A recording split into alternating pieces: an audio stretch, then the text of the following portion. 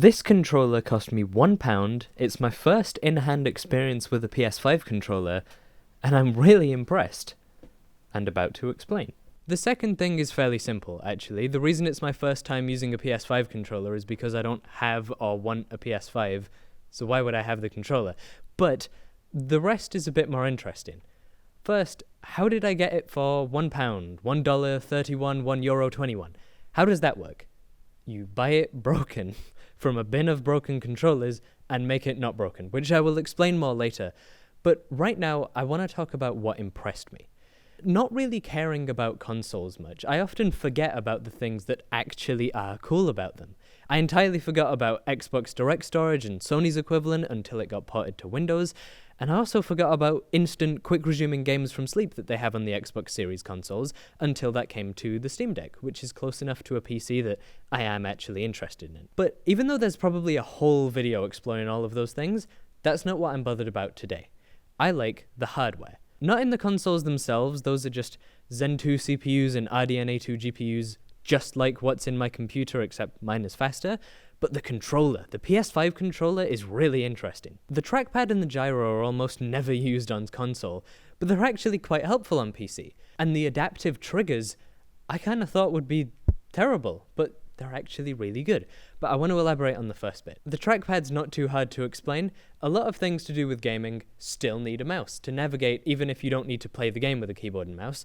And with an Xbox controller or some other controller, you can set up mouse emulation with the analog stick, but it's just no good.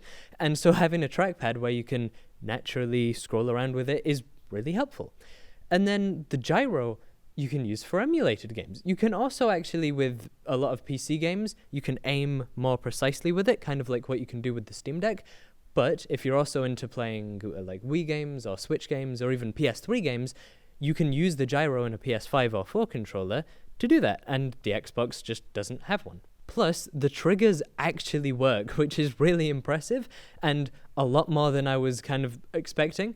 I was thinking it might be a bit more of an advanced version of what they added with the Xbox One series controllers. Not the Xbox series controllers, but those controllers do add it.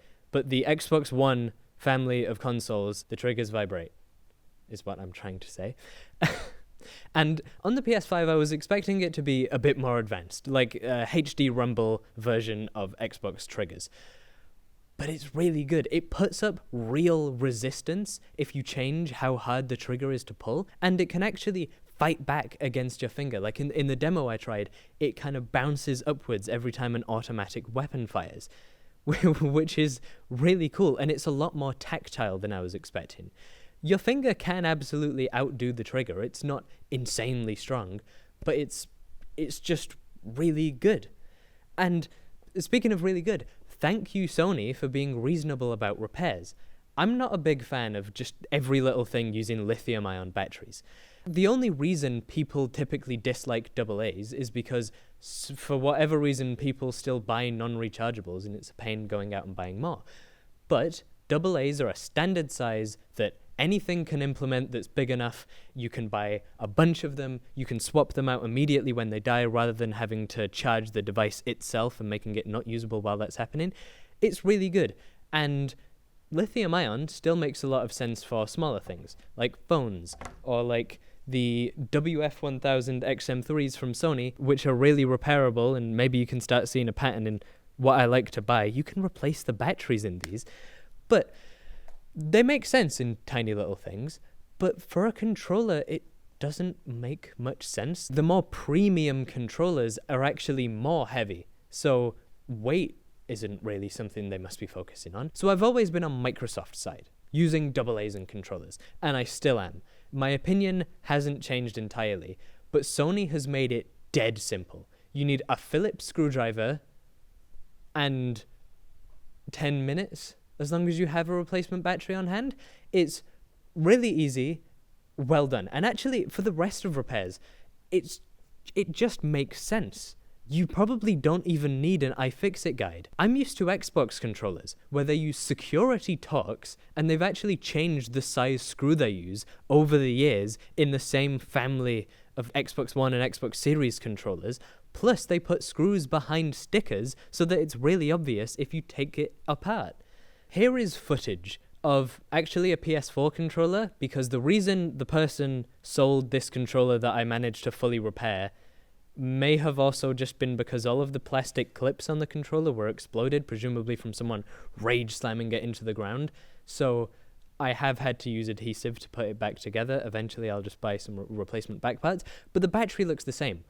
Look at it. Compared to a phone battery or anything else, there's no adhesive, there's just a simple wire connecting it to the motherboard. It's got a plastic shell around it so you can't puncture it. Sony has made this really easy, and I feel a bit bad, like down talking the PlayStation controllers because they had built-in batteries. I can still complain about the analog stick positions, but Sony has done basically the best you can with lithium-ion repairability. Good job. When I look at this controller, I just think it must have been really fun to design. They went weird with it, keeping things that no one cared about on the PlayStation 4 controller, like generally gyro support or the fact that there's a speaker in the controller, but they've just done so much with it, even if that means a lot of it goes underutilized, and I really like that. They could have just gone full pragmatic, like Microsoft did with their Series controllers, and just gone, well, everyone loves our controllers, let's just add one more button and USB-C. But especially given how much ground they had to make up with the PS4 controller, I'm really glad that Sony chose this path. And also the size is just perfect. I don't know how else you would measure hands, so sorry if you wanted more data, but because of a science lesson a few months ago, I know that my hand span is 22.5 centimeters. This fits perfectly, and it's just heavy enough to feel premium, but not actively like heavy, weighty. The ergonomics are almost perfect for the triggers, where the shoulder buttons are. Everything other than the analog sticks is excellent. Overall, aside from the fact that I got this £60 controller for £1 and a few hours of my time, I'm really glad I got the chance to use it. And if you're wondering about the repairs I did earlier, I had to fix the left analog stick, the triggers, both of the shoulder buttons, a few wires were unplugged internally, a few ribbon cables, I should say. The plastic shell was popped off. I mentioned before some clips were broken, but I didn't have to buy any new parts, so it didn't cost any more than £1. But besides from all that, I'm just really glad I got to use it. They did so much. As I said before, the ergonomics are great, and doing so much means that a lot of it goes unappreciated. I didn't care when this came out, because on surface level, it's basically a bigger PS4 controller, but that's not all bad. The PS4 controller was also really repairable, even if I just can't use it to play things because it's tiny. This is a really good controller, and the analog stick positions do mean that I can't use it as a main controller. I'm absolutely going to be giving it a try for a few things, because it's just so much better than I ever thought it could have been. Anyway, that's all.